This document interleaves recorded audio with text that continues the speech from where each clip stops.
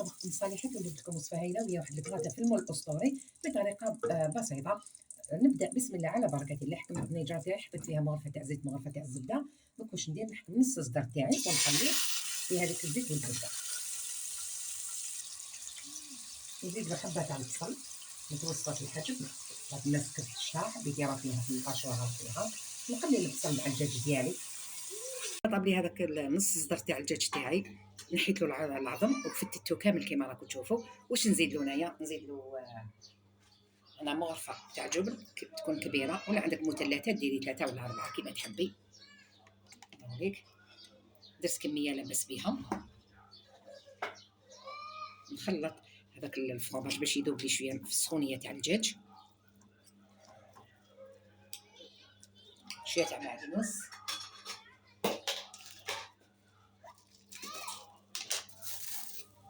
شويه تاع معدنوس،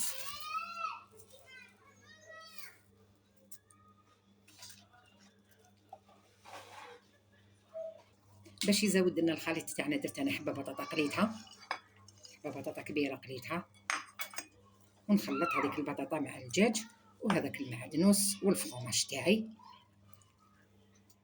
دونك نضيف البيض الحبه الاولى، ونزيد الثانيه، ونخلط ونشوف الا تشمخ لي الخليط ديالي بهذه الطريقه.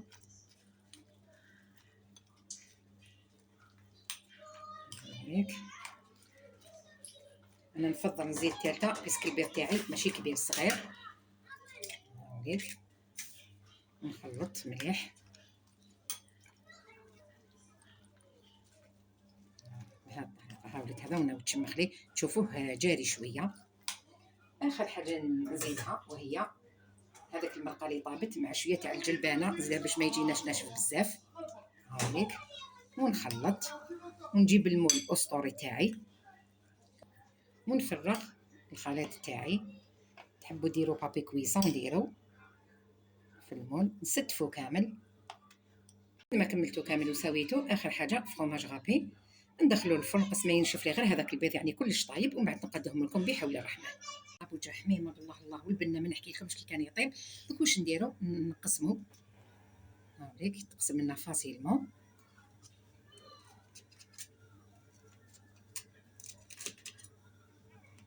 شوف كيفاش جا، شوفوا كيفاش جا الله الله.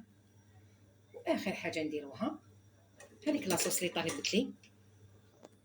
هاوليك سقيت به هذيك لاصوص وجا مفرمج ومشمخ الله الله. نتمنى حبيباتي تجربوه بهذه الطريقه البسيطه، خاصه المراه العامله ولا غير كي تغيرني كي تجي يعني عيانه، وحتى المراه اللي قاعده في الدار نخموا عليها شويه، نسهلوا لها في الحاله. ربي يسهلنا علينا وعليكم بحول الرحمن. ما تنسوش تدعموني، ديروا لي جيم، متابعه القناه، تفعلوا الجرس ليصلكم كل جديد، والى وصفات رمضانيه بحول الله. والسلام عليكم ورحمه الله تعالى وبركاته.